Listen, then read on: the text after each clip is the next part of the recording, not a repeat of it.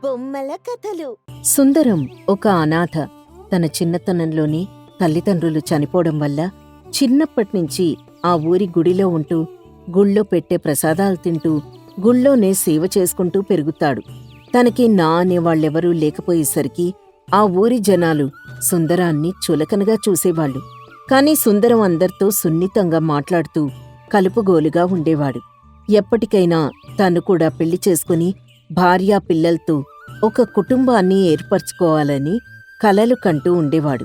ఒకరోజు గుడి దగ్గర ప్రసాదం పంచుతూ ఉండగా, అందరూ వరుసగా రండి, అందరికీ ప్రసాదం ఇస్తాను అని భక్తులందర్నీ వరుసలో నిలబెట్టి ప్రసాదం పంచుతూ ఉంటాడు.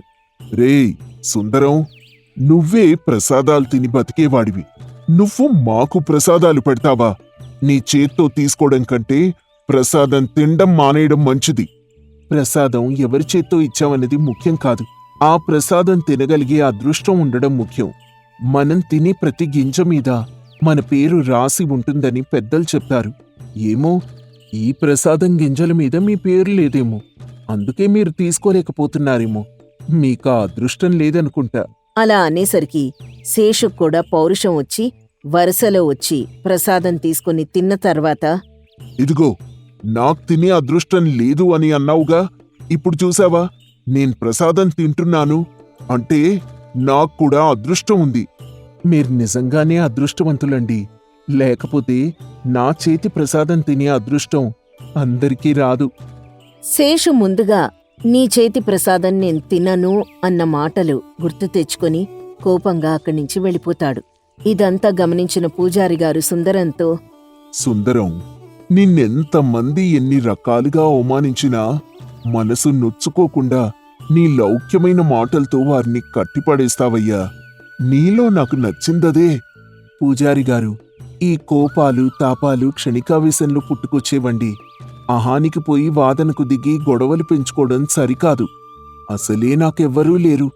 ఎప్పటికైనా నేనొక కుటుంబాన్ని ఏర్పరచుకోవాలని అనుకుంటున్నాను. ఇలా అందరితో గొడవలు పెట్టుకుంటూ పోతే అందరికీ విరోధినవుతానే కాని బంధువుని కాలేను కదా. అందుకే ఎవరేమన్నా కూడా వారికి సున్నితంగానే సమాధానమిస్తాను. నువ్వు లౌక్యం తెలిసిన వాడివిరా, అందర్నీ నావాళ్ళు అనుకుంటున్నావు. కాని వాళ్లు కూడా నిన్ను వాళ్ల మనిషి అనుకోవాలిగా. అనుకుంటారులేండి, ఇన్నాళ్లుగా వాళ్లు పెట్టిన తిండే కదా నేను ప్రతిరోజు గుళ్ళో తినేది. నువ్వు కుటుంబాన్ని ఏర్పరచుకోవాలి అనుకుంటే ఇలా గుళ్ళో పనిచేస్తూ ఉంటే నీకు ప్రసాదాలు తప్ప వేరే ఆదాయం ఉండదు. నువ్వేదైనా పనిచేసి డబ్బు సంపాదించు, ఒక మంచి అమ్మాయిని చూసి పెళ్లి చేసుకో, అప్పుడు నీ కుటుంబం ఏర్పడుతుంది. ఇప్పుడు నువ్వే ప్రసాదాల మీద ఆధారపడినప్పుడు నీకు పిల్లనెవరిస్తారు? ఒకసారి ఆలోచించుకో. నాకెవరు పనిస్తారండి, నేనేం పని చేయగలను? అలా అనుకుంటే ఎలా సుందరం? నిన్ను నమ్ముకొనొచ్చే అమ్మాయిని నువ్వు పోషించాలి కదా.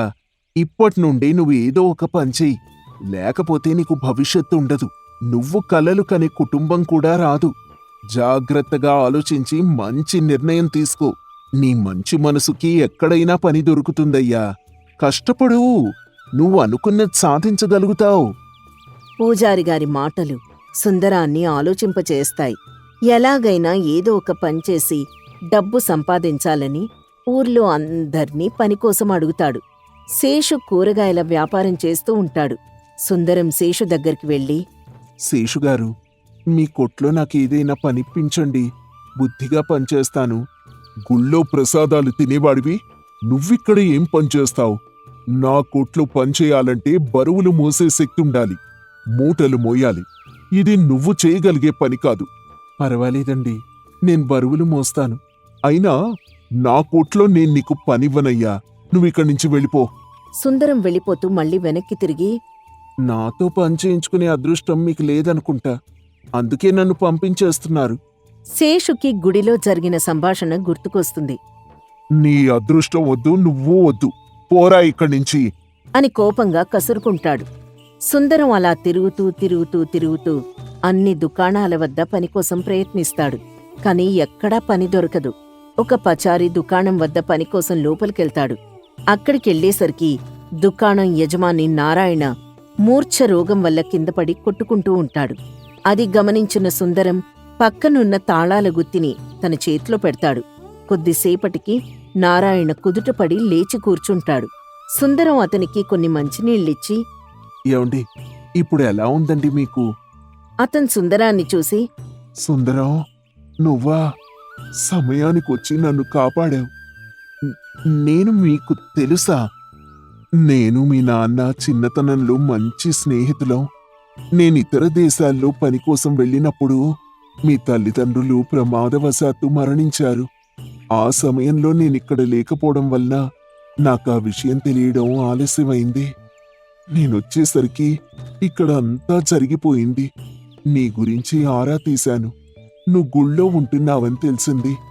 నిన్ను మా ఇంటికి తీసుకొద్దామని చాలాసార్లు ప్రయత్నించాను. కానీ నా భార్య నిన్ను తీసుకురావడానికి అంగీకరించలేదు. అందువల్ల నిన్ను గుళ్ళోనే ఉంచవలసొచ్చింది. అంటే నాక్కూడా ఈ ఊర్లో బంధువులున్నారన్నమాట. అవును సుందరం, నేను నీకు మావయ్యనవుతాను. ఇన్నాళ్ళు నేను నిన్ను పట్టించుకోకపోయినా సమయానికొచ్చి నా ప్రాణం కాపాడావు. అవును, నువ్వు గుడి దగ్గర ఉంటావుగా, ఇప్పుడేంటి ఇలా వచ్చావు? ఇంకా ఎంతకాలమని గుళ్ళో ప్రసాదాల మీద ఆధారపడి బతుకుతాను. ఏదైనా పని చూసుకుందామని ఇలా వచ్చాను. వచ్చేసరికి మీరిలా ఉన్నారు. సరే సరే, పని దొరికిందా మరి? ఎక్కడా దొరకలేదు. ఇప్పుడు ఇక్కడికి కూడా మిమ్మల్ని పని అడుగుదామని లోపలికొచ్చాను. మీ దగ్గర ఏదైనా పనుంటే ఇవ్వండి, కష్టపడి పనిచేస్తాను. భలేవాడివిరా సుందరం, ఇది మన కొట్టు. నువ్విక్కడే ఉండు, కొట్టు చూసుకో. లేదండి, నేను పని పూర్తయిన తర్వాత గుడికి వెళ్ళిపోతాను. ఇంక నువ్వు గుళ్ళో ఉండాల్సిన పని లేదురా. ఇక్కడ కొట్టు మూసేసిన తర్వాత మా ఇంట్లోనే ఉండు. మరి మీ ఆవిడగారు నేను మీ ఇంట్లో ఉంటానంటే ఒప్పుకుంటారా? ఇప్పుడు తను లేదురా, ఆరోగ్యం బాగోక చనిపోయింది. అంటే ఇంట్లో మీరొక్కరే ఉంటారా? నా కూతురుందిరా, పేరు శ్యామల, చదువుకుంటోంది. మనందరం కలిసే ఉందాం. ఎదిగిన ఆడపిల్ల ఉన్న ఇంట్లో నేనుండడం సరికాదండి. పని పూర్తయిన తర్వాత నేను గుడికి వెళ్ళిపోతాను. నాకు పనిచ్చినందుకు సంతోషం. రే, నువ్వు చాలా మంచివాడివిరా. నిన్నిలా చూస్తూ ఉంటే చిన్నప్పుడు మీ నాన్నని చూసినట్టుగానే ఉంది. తను కూడా అంతే, ఎవ్వర్నీ నొప్పించేవాడు కాదు. సుందరం నారాయణ చీకటి పడిన తర్వాత కొట్టుమూసి సుందరం గుడికి, నారాయణ ఇంటికి వెళ్ళిపోతారు. ఇంటికెళ్ళిన తర్వాత నారాయణ తన కూతురు శ్యామలకు సుందరం గురించి చెప్తాడు. నాన్నా, మీ చిన్ననాటి స్నేహితుడి కొడుకంటున్నారు. ఒక్కడే అలా గుళ్ళో ఉండే బదులు మనింటికే తీసుకురావచ్చు కదా. మనకు మాత్రం ఎవరున్నారు చెప్పండి? మీరు, నేను, అంతేగా. నేనింటికి రమ్మని చాలాసేపు బ్రతిమాలాను. కాని ఇంట్లో ఎదిగిన ఆడపిల్ల ఉన్నప్పుడు మన ఇంట్లో ఉండడం సరికాదని నాకే నీతులు చెప్పి గుడి దగ్గరికి వెళ్ళిపోయాడు. నాన్నా, సుందరం చాలా మంచివాడు. తను నా గురించి, మన కుటుంబం పరువు ప్రతిష్టల గురించి ఆలోచించి ఈ నిర్ణయం తీసుకున్నాడు. మనం మనవాడే అని అనుకుంటాం, కాని చుట్టుపక్కల వాళ్ళని మాటల్ని దృష్టిలో పెట్టుకుని సుందరం మన ఇంటికి రాలేదు. తనకి ముందు చూపెక్కువ. అవును తల్లి, ఈ రోజు నా ప్రాణాలు కాపాడాడు. వాడి రుణం నేనెలా తీర్చుకోగలను చెప్పు అని ఇద్దరూ కాసేపు మాట్లాడుకుంటారు. మరుసటి రోజు ఉదయం శ్యామల సుందరం ఉండే గుడికొస్తుంది. అక్కడ సుందరాన్ని చూస్తుంది. సుందరం ఎప్పట్లానే అందర్నీ వరుసలో నించోపెట్టి ప్రసాదం ఇస్తూ ఉంటాడు. శ్యామల కూడా వరుసలో వెళ్లి ప్రసాదం తీసుకుంటుంది. పక్కకొచ్చిన తర్వాత శ్యామల సుందరాన్ని పిలిచి, సుందరం అంటే మీరే కదా? అవునండి, ఇంతకీ మీరెవరు? నా పేరు శ్యామల. శ్యామల అంటే మీరు మా నారాయణ మావయ్య కూతురా? అవును. నేను మీ నాన్నగారి దుకాణంలోనే పనిచేస్తున్నాను. మా నాన్నగారు నాకీ విషయం రాత్రే చెప్పారు. మా నాన్నగారి ప్రాణాలు కాపాడినందుకు మీకు కృతజ్ఞతలు తెలియచేస్తున్నాను. అయ్యో, భలేవారండి, అది నా బాధ్యత. ఇంతలో అక్కడికి పూజారిగారు వస్తారు. సుందరం, ఎవర్రా ఈ అమ్మాయి? చాలా తెలిసిన వ్యక్తిలాగా మాట్లాడుతున్నావు. అవును పూజారిగారు, మీకు చెప్పాను కదా, నేనొక పచారీ దుకాణంలో పనికి చేరాను అని. ఆ యజమాని కూతురే ఈవిడ. ఇప్పుడే కదా మా నాన్నని మావయ్య అని పిలిచారు. అప్పుడే యజమాని అంటున్నారు. వీడంతేనమ్మా. చిన్నప్పటినుంచి నేను చూస్తూనే ఉన్నాను కదా, ఎవ్వర్నీ తక్కువ చేసి మాట్లాడ్డు. అందరితో సున్నితంగా ప్రవర్తిస్తాడు. మీ నాన్నగారు తనకి మావయ్య అవుతారు అని చెప్పినా ఆయన గౌరవార్థం తన యజమాని అని చెబుతున్నాడు. చాలా మంచివాడమ్మా మా సుందరం. అవునండి, నిన్న మా నాన్నగారి ప్రాణం కాపాడాడు. తనకి కృతజ్ఞతలు తెలియచేయడానికి నేను ఈ రోజు ఈ గుడికొచ్చాను. కానీ ఇలాంటి మంచి మనిషిని చూసిన తర్వాత నాకొక ఆలోచన వచ్చింది. ఏంటది? నా గురించి మీరేం ఆలోచిస్తున్నారు? అది అది మ్, నేను మా నాన్నగారికి చెప్తాను అని సిగ్గుపడుతూ నవ్వుకుంటూ అక్కడి నుంచి వెళ్ళిపోతుంది. పూజారి గారు నవ్వుతూ సుందరం వైపు చూసి, ఇన్నాళ్ల నీ కష్టం నేటితో తీరిపోయిందిరా. నువ్వు త్వరలోనే ఒక ఇంటివాడివి అవుతావు. నువ్వు కలలు కనే కుటుంబం త్వరలోనే తయారు చేసుకుంటావు. మ్మ్. అని చెప్పి పూజారి గారు వెళ్ళిపోతారు. సుందరానికి పూజారి గారి మాటలు అర్థం కానట్టుగా ఉంటాడు. సుందరం నారాయణ దగ్గరికి పనికి వెళ్తాడు. అక్కడ నారాయణ సుందరాన్ని లోపలికి పిలిచి, సుందరం, ఈ రోజు నా కూతురు నిన్ను గుళ్ళో చూసిందంట కదా? అవునండి. ఇంకా నువ్వు నన్ను అండి గిండి అని పిలవాల్సిన అవసరం లేదురా. అందరి ముందు దర్జాగా మావయ్య అని గట్టిగా పిలువు. మీరు మా నాన్నగారి స్నేహితులు కాబట్టి నాకు మావయ్య అవుతారు. కానీ నేను మీ దగ్గర పనిచేసే కూలివాణ్ణి. అందరి ముందు మిమ్మల్ని మావయ్య అని పిలిస్తే మీకు చిన్నతనంగా ఉంటుంది. నీకిప్పుడు ఒక అద్భుతమైన విషయం చెప్తున్నాన్రా. నా కూతురు శ్యామల నిన్నిష్టపడుతోంది. పెళ్లి చేసుకుంటానని చెప్పింది. నీకిష్టమైతే మీ ఇద్దరికీ ఘనంగా పెళ్లి జరిపిస్తాను. అప్పుడు నువ్వు అందరి ముందు మావయ్య అని నన్ను గట్టిగా పిలవచ్చు. సుందరానికి పూజారి గారి మాటలు ఇప్పుడు అర్థమవుతాయి. నేను చిన్నతనం నుంచి నా అనేవాళ్లు లేక చాలా కష్టాలు పడ్డాను. ఎప్పటికైనా నాకంటూ ఒక కుటుంబాన్ని ఏర్పాటు చేసుకోవాలని అన్ని ప్రయత్నాలు చేస్తున్నాను. ఆ ప్రయత్నంలో భాగంగానే మీ దగ్గర పనికి చేరాను. నేనుండే గుళ్ళో దేవుడు నన్నీనాడు కరుణించాడు. నాక్కూడా శ్యామలను పెళ్లి చేసుకోవడం ఇష్టమే. ఇక అంతా మీరే నాకు. మావయ్య అయినా తండ్రైనా అన్నీ మీరే. నారాయణ శ్యామలకు సుందరానికి ఘనంగా గుళ్ళోనే పెళ్లి జరిపిస్తాడు. గుళ్ళో పూజారి గారు నారాయణ దగ్గరకొచ్చి, నారాయణ, ఇన్నాళ్ళు వాడు పడ్డ కష్టాలన్నీ తీరిపోయాయి. వాడి మంచితనం, వాడి లౌక్యమే ఇన్నాళ్ళు వాణ్ణి కాపాడింది. నాక్కూడా నా అనేవాళ్ళు ఇంకెవ్వరూ లేరండి. నా కొడుకైనా అల్లుడైనా ఇక నుంచి సుందరమే. ఆ రోజు నుంచి సుందరం ఒక ఇంటివాడవుతాడు. నారాయణ తన పచారీ కొట్టుని సుందరానికి అప్పగించి విశ్రాంతి తీసుకుంటాడు. సుందరం శ్యామల కలిసి కొట్టు చూసుకుంటూ ఆనందంగా జీవితం కొనసాగిస్తారు. రామయ్య నీతి నిజాయితీలకి పెట్టిన పేరు. తన కష్టాన్ని మాత్రమే నమ్ముకున్న మనిషి. ఎవరి దగ్గర చేయి చాచి అడగడం తెలియని వ్యక్తి.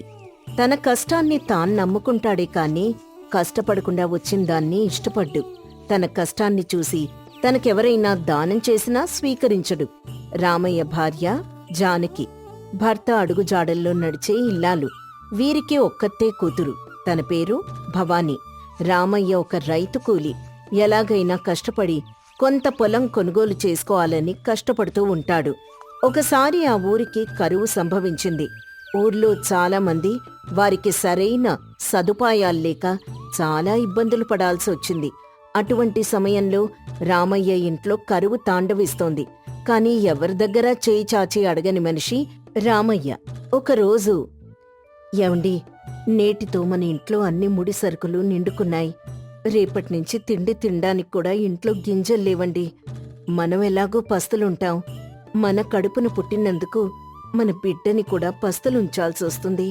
ఎలాగైనా మీరీ రోజు ఏదో ఒక పనిచేసి తిండి గింజలు సంపాదించుకుని రండి. మనకున్నా లేకపోయినా మన బిడ్డకి ఆకలి బాధ తెలియకుండా చూసుకుందాం. మనం ఉండగా తన ఆకలితో బాధపడితే మనం బ్రతికుండి కూడా చచ్చినట్టే అంది జానకి. అప్పుడు రామయ్య, మన ఊర్లో కరువు సంభవించడం వల్ల మనం ఇంతలా బాధపడాల్సి వస్తోంది. లేకపోతే ఏ కూలి పనికైనా వెళ్ళి ఎంతో కొంత సంపాదించుకొచ్చేవాణ్ణి. మన ఆర్థిక పరిస్థితి వల్ల మన బిడ్డ ఇబ్బందులు పడకూడదు. తనకు కావలసిన ఆహారాన్ని ఎలాగోలా కష్టపడి తీసుకొస్తాను. నాన్నగారు, మీరు నా గురించి బాధపడకండి. నేను మీ ఆశయాలకి వారసురాల్ని. ఆకలితో పస్తులైనా ఉంటాను కాని మన ఇంటి పరువు పోయే విధంగా నేను ప్రవర్తించను. నా గురించి ఆలోచించి మీరు బాధపడకండి. మీకు సాధ్యమైనంత వరకు ప్రయత్నించండి. లేకపోతే అందరం పస్తులైనా ఉందాం. తల్లి, చిన్న వయసులోనే నువ్వెంతో పెద్దగా ఆలోచిస్తున్నావు. నువ్వు నా పేరు నిలబెట్టేదానివే, కాని తండ్రిగా నా బాధ్యత కూడా నేను నిర్వర్తించాలి. నువ్వు ఆకలితో ఉంటే నేను తట్టుకోలేను తల్లి. ఏదో రకంగా నేను మనందరికీ తిండి దొరికే విధంగా ప్రయత్నిస్తాను. జాగ్రత్తగా వెళ్ళిరండి. సరేనని రామయ్య బయటికి వెళ్తాడు. బయట ఎటు చూసినా కరువు వల్ల ఏ పని దొరక్క చాలా ఇబ్బంది పడతాడు. పని కోసం పక్క ఊరు వెళ్తాడు. అక్కడ కూడా ఇదే పరిస్థితి ఎదురవుతుంది. రామయ్య ఒక దుకాణం వద్దకు వెళ్ళి, అయ్యా, మీ దుకాణంలో ఏదైనా పనుంటే ఇప్పించండి అయ్యా. నేను కష్టపడి పనిచేస్తాను. దుకాణంలో నుంచి యజమాని బయటకొచ్చి, చూడండి, చుట్టుపక్కల ప్రాంతాల్లో కరువు సంభవించడం వల్ల దుకాణంలో వ్యాపారం పూర్తిగా తగ్గిపోయింది. మా దుకాణంలో పనిచేస్తున్న కుర్రవాణ్ణి నేను పనిలోంచి తీసేసి నేనొక్కడినే చేసుకుంటున్నాను. ఇటువంటి సమయంలో పనివ్వలేను. ఏమీ అనుకోకండి. అయినా మీరు మా ఊరి వాడిలా కనిపించటం లేదే. మాది పక్క ఊరయ్యా. మా ఊర్లో కూడా కరువు వల్ల ఎవ్వరికీ సరైన పనులు లేవు. అందుకే నేను పని కోసం ఇక్కడి దాకా వచ్చాను. నిజమేనండి, ఈ చుట్టుపక్కల అన్ని ప్రాంతాల్లో కరువు బీభత్సం సృష్టిస్తోంది. ఇది ఎప్పటికి తీరుతుందో ఏంటో అనేసి ఆ యజమాని వెళ్ళిపోతాడు. రామయ్య చుట్టుపక్కల 4-5 దుకాణాల దగ్గర ఇలాగే అడిగి పని దొరక్క మళ్ళీ తన ఊరు తిరిగొస్తూ ఉంటాడు. దారిలో ఒక షావుకారి ఎడ్లబండి ధాన్యపు బస్తాలతో గోతిలో ఇరుక్కుపోతుంది. ఎంత ప్రయత్నించినా కూడా బయటికి రాకపోయేసరికి సాయం కోసం ఎదురుచూస్తూ ఉంటాడు. అక్కడికి రామయ్య వస్తాడు. రామయ్యను చూసి ఆ షావుకారు, ఇదిగో రామయ్య అని పిలుస్తాడు. రామయ్య షావుకారు దగ్గరకొస్తాడు. రామయ్య, నా ఎడ్ల బండి గోతిలో ఇరుక్కుపోయిందయ్యా. ఎంత ప్రయత్నించినా బయటికి రావడం లేదు. ఎద్దులు మొరాయిస్తున్నాయి. కాస్త సాయం చేయవా? షౌకార్ గారు, బండి చక్రం లోతుగా నేల్లోకి దిగిపోయింది. బయటికి తీయడం ఇంత బరువుతో అసాధ్యం కనుక ముందు ధాన్యం బస్తాలు దించి ఓ పక్కన పెట్టి తర్వాత బండి బయటకు తీసి మరల ధాన్యం బస్తాలు బండిలో వేసుకొని వెళ్ళాలి. అలా అయితేనే సాధ్యమవుతుందండి. రామయ్య, ఇక్కడ నువ్వు ఒక్కడివే ఉన్నావు. నేనేమో బరువులు మోయలేను. ఆ పనేదో నువ్వే చేసిపెట్టు. ఎంతో కొంత డబ్బు నీకు ముట్ట చెప్తాను. రామయ్య కష్టకాలంలో ఏదో ఒక పని దొరికిందని ఆ పని చేయడానికి ఒప్పుకుంటాడు. అలాగే షౌకార్ గారు, మీరు అలా పక్కన కూర్చోండి. పని పూర్తయిన తర్వాత మిమ్మల్ని పిలుస్తాను అని చెప్పి రామయ్య బండిలో బస్తాలు మొత్తం దింపి అతి కష్టం మీద బండిని బయటికి లాగుతాడు. షావుకార్ పక్కనున్న చెట్టు కింద కూర్చొని చూస్తూ ఉంటాడు. రామయ్య దింపిన బస్తాలు మొత్తం యథావిధిగా మళ్లీ బండిలో సర్ది షావుకార్ని పిలుస్తాడు. షౌకార్ గారు, పని పూర్తయిందండి. మీరొచ్చి ఇక బయలుదేరొచ్చు. సమయానికి వచ్చి సాయం చేశావు రామయ్య. లేకపోతే ఈ సమయంలో నాకు సహాయం చేసే వాళ్లే దొరికేవారు కాదు. పైగా నలుగురు చేసే పని నువ్వు ఒక్కడివే చేశావు. షావుకార్ గారు, గత కొంతకాలంగా పనిలేక ఖాళీగా తిరుగుతున్నానండి. సమయానికి మీరు కూడా నాకు పని చెప్పారు. పని పూర్తయింది. నాకిస్తానన్నది ఇప్పిస్తే. షావుకార్ గారు డబ్బివ్వబోతుంటే వద్దని, షావుకార్ గారు, మీరిచ్చిన డబ్బులు మీ దుకాణం దగ్గరకొచ్చి మళ్ళీ మీకే ఇవ్వాలి. డబ్బుకి బదులుగా బియ్యం ఇప్పించండి. షావుకార్ గారు రామయ్య సమయస్ఫూర్తిని మెచ్చుకొని తనకి డబ్బుకి బదులుగా కొంత బియ్యం ఇచ్చి తన బండ్లోనే ఊరికి తీసుకొచ్చి దింపుతాడు. షావుకార్ తన దుకాణం దగ్గరికి వెళ్ళిపోతాడు. రామయ్య ఆ బియ్యం తీసుకుని ఇంటికొస్తాడు. ఇంటికి రాగానే జానకి ఎదురొచ్చి, అమ్మయ్యా, బియ్యం తీసుకొచ్చారా? ఇంకా మీరు తెస్తారో లేదో అని కంగారు పడుతున్నాను. దేవుడి దయవల్ల ఈ రోజుకి పని దొరికిందే. ఆ పని పూర్తి చేసేసరికి కాస్త ఆలస్యమైంది. ఇదిగో, ఈ బియ్యం తీసుకుని లోపల పెట్టు అని బియ్యం జానకికిచ్చి లోపల పెట్టిస్తాడు. లోపలికొచ్చిన తర్వాత, ఇంతకీ మీరేం పని చేశారండి ఈరోజు అని అడుగుతుంది జానకి. ఏం చెప్పమంటావులే నా బాధ.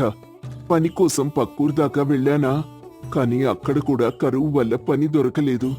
నిరాశతో ఇంటికి తిరిగి వస్తూ ఉంటే దారిలో షావుకారి గారి ధాన్యం బస్తాలున్న ఎడ్లబండి గోతిలో ఇరుక్కుపోయింది.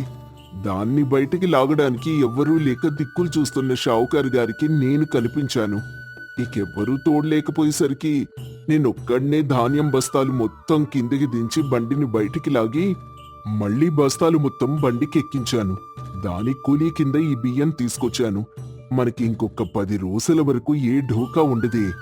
మీరొక్కరే అంత పని చేశారా అండి? బాగా అలసిపోయి ఉంటారు. రండి, మీకు వేడినీళ్లు పెడతాను, స్నానం చేద్దురుగాని అని జానకి అతనికి వేడినీళ్లు పెట్టి స్నానం చేశాక అందరూ కలిసి భోంచేసి బయట కూర్చునుండగా ఊర్లో ఒక వ్యక్తి చాటింపు వేయడం జరుగుతుంది. ఇందు మూలంగా ఊరి ప్రజలకు తెలియజేయనది ఏమనగా, కరువు సంభవించడం వల్ల మన ఊర్లో చాలా మంది నిరుపేదలు తినడానికి తిండి లేక, చేయడానికి పనుల్లేక చాలా ఇబ్బంది పడుతున్నారని, వారికేదో ఒక సహాయం చేయాలని మన ఊరి పెద్ద గంగరాజు గారు రేపు ఊరి నడిబొడ్డులో గ్రామ ప్రజలకు బియ్యం, నిత్యవసర సరుకులు అందిస్తున్నారు.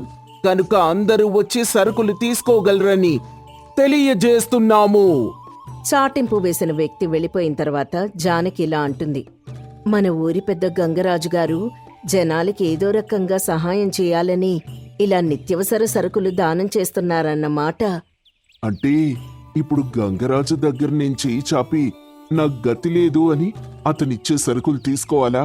అయ్యో, నేననేది అలా కాదండి. మిమ్మల్ని తీసుకురమ్మని చెప్పడం లేదు. ఊరి జనానికి అతను సహాయం చేయడానికి ముందుకొచ్చాడని చెప్తున్నాను. మీ సంగతి నాకు తెలీదా? ఎవరి దగ్గర చేయి చాచరని మీ గురించి తెలిసి కూడా మిమ్మల్ని అక్కడికి వెళ్ళమని ఎలా చెప్తాను? ఇంతలో అక్కడికి పక్కింటి శాంతమ్మ వస్తుంది. అప్పుడు శాంతమ్మ ఇలా అంటుంది. జానకి, ఏవీ అనుకోకుండా 1 కిలో బియ్యం ఉంటే అప్పుగా ఇద్దు. ఈ కరువు వలన పనుల్లేక ఇంట్లో అన్ని సరుకులు నిండుకున్నాయి. నిజమే అక్క, మన ఊర్లో చాలా మంది ఇలాగే అవస్థలు పడుతున్నారు. ఇంకా ఎన్నాళ్ళీ ఇబ్బందులు ఎదుర్కోవాలో అర్థం కావడం లేదు అన్నాడు రామయ్య. జానకి, అక్కకేం కావాలో చూడు. మనకి మనం సహాయం చేసుకోకపోతే ఇంకెవరు చేస్తారు చెప్పు అంటూ జానకికి చెప్పాడు. సరే వదినా, 1 నిమిషం ఉండండి, తీసుకొస్తాను అని జానకి లోపలికెళ్లి బియ్యం తీసుకొచ్చి శాంతమ్మకిస్తుంది. రేపు ఊర్లో మన గ్రామ పెద్ద గంగరాజు గారు నిత్యవసర సరుకులను దానం చేస్తున్నారని ఇంతకు ముందే చాటింపేశారు. మీరు కూడా వస్తారా? అందరం కలిసి వెళ్దాం. అక్క, మీరు వెళ్తే వెళ్ళండి, అంతేగాని మమ్మల్ని రమ్మని పిలవద్దు. ఒకరి దగ్గర చేయి చాచి అడగవలసిన అవసరం నాకు లేదు, రాదు. అయ్యో తమ్ముడు, నేననేది అది కాదు. నీ గురించి నాకు తెలుసు కదా. తొందరపడి నోరు జారాను. ఏమీ అనుకోమాక. నువ్వు ఎంత కష్టమైనా భరిస్తావు గాని ఒకరి దగ్గర చేయి చాచవన్న సంగతి నాకు తెలుసులే. సరే అక్క, నేనేమీ అనుకోను గాని మీరు బయలుదేరండి. ఇంటి దగ్గర పిల్లలు ఎదురు చూస్తూ ఉంటారు. శాంతం అక్కడి నుంచి వెళ్ళిపోతుంది. జానకి రామయ్య దగ్గరికి వచ్చి ఇలా అంటుంది. ఏవండి, మీ సంగతి ఈ ఊర్లో వాళ్ళందరికీ తెలుసు. ఇక మీరు ప్రత్యేకంగా చెప్పాల్సిన అవసరం లేదు. పదండి, ఇక పడుకుందాం అని ఇద్దరూ లోపలికెళ్ళి పడుకుంటారు. మరుసటి రోజు ఉదయం ఊర్లో గ్రామ పెద్ద గంగరాజు ఊరికేర్పడిన కరువు వల్ల ఇబ్బంది పడేవారికి నిత్యవసర సరుకులను దానం చేస్తూ ఉంటాడు. జనమంతా ఒక వరుసలో నిల్చొని వాటిని తీసుకుంటూ ఉంటారు. గ్రామ పెద్ద మరికొంతమంది పెద్ద మనుషులు ఓ పక్కన కూర్చొని అంతా చూస్తూ ఉంటారు. వరుసలో వచ్చి నిత్యావసర సరుకులు తీసుకుని వెళ్తూ వెళ్తూ గ్రామ పెద్దకు అందరూ వంగి వంగి దండాలు పెడుతూ ఉంటారు. అదే సమయానికి రామయ్య అటుగా వెళ్తూ ఇదంతా చూస్తాడు. చూసి వెళ్ళిపోతూ ఉంటే గ్రామ పెద్ద గంగరాజు రామయ్యను పిలుస్తాడు. ఇదిగో రామయ్య, అలా చూసి వెళ్ళిపోతావేంటి? నువ్వు కూడా వెళ్ళి నీ ఇంట్లోకి అవసరమైన సరుకులు తీసుకో. గంగరాజు అలా అనేసరికి రామయ్య గంగరాజు దగ్గరకొచ్చి, అయ్యా, నా సంగతి మీ అందరికీ తెలిసింది. ఎంత కష్టం వచ్చినా నేను భరిస్తాను తప్ప ఒకరి దగ్గర చేయి చాచను. నేనంతస్తుకి పేదవాణ్ణైనా పరువు విషయంలో పెద్దవాణ్ణి. నేను పేదవాణ్ణని మీ దయతో బ్రతకను. నేను కష్టపడి సంపాదించిన దాన్ని తినడమే నాకిష్టం. మీకు నేను చెప్పే సమాధానం తలపొగరుగా అనిపించవచ్చు, కానీ అది నా గర్వం. పేదవాడి గర్వం చేయి చాచకుండా నీతిగా నిజాయితీగా బతకడమే. అదే నేను నమ్మే ధర్మం. రామయ్య, నిన్ను నేను కించపరచడానికి తీసుకోమండం లేదయ్యా. ప్రస్తుతం ఊరి పరిస్థితి సరిగ్గా లేదు. కరువు వల్ల చాలా ఇబ్బందులు పడుతున్నారు. నీక్కూడా పనిలేక తిరుగుతున్నావు కదా. ఈ సమస్య తీరేంతవరకైనా మన ఇల్లు గడవాలి కదా. నేను దానం చేసినంత మాత్రాన నేను గొప్పవాణ్ణి కాలేను. నువ్వు తీసుకున్నంత మాత్రాన నిన్ను చిన్న చూపు చూడు. అయినా సరేనయ్యా, నేను తీసుకోలేను. నన్ను మన్నించండి. మీరు నాకేదైనా సహాయం చేయాలనుకుంటే కొంత భూమిని కౌలుగా ఇప్పించండి. నేను కష్టపడి పనిచేసి మీకు కౌలు డబ్బులు చెల్లించిన తర్వాతే మిగిలిన దాన్ని తీసుకుంటాను. నా కుటుంబాన్ని అలా పోషించుకుంటాను, కానీ మీరు ఉచితంగా ఇచ్చే దేన్ని కూడా నేను తీసుకోలేనండి. దానికి నా మనస్సాక్షి అంగీకరించదు. సరే సరే, నీ మనసులో మాట నువ్వు చెప్పావయ్యా. నీకేదో విధంగా సహాయం చేయాలన్నది నా కోరిక. నా దగ్గరున్న పొలంలో నీకొక ఎకరం కౌలుకిస్తున్నాను. తీసుకొని కష్టపడి పనిచేసి నువ్వు న్యాయంగా ధర్మంగానే జీవించు. నిన్నింకెప్పుడూ కూడా నేను చేసే దాన ధర్మాల్ని తీసుకోమని చెప్పను. సరేనా?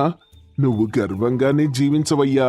రామయ్య గంగరాజు దగ్గర ఎకరం పొలం తీసుకొని కష్టపడి వ్యవసాయం చేస్తాడు. కొద్ది కొద్దిగా ఆ ఊర్లో కరువు తగ్గుతూ ఉంటుంది. ఊరి జనం కోలుకుంటారు. రామయ్య చేసిన వ్యవసాయ పంట బాగా పండుతుంది. యథావిధిగా రామయ్య తను సంపాదించిన సొమ్ముతోనే దర్జాగా బ్రతుకుతాడు. నేను చెప్పే నీతి పేదరికం తప్పు కాదు, స్వాభిమానం కోల్పోవడం తప్పు. పేదవాడికి గర్వం అంటే తలెత్తుకొని నిజాయితీగా బ్రతకడం. అదే పేదవాడి గర్వం అనుకుంటాడు రామయ్య.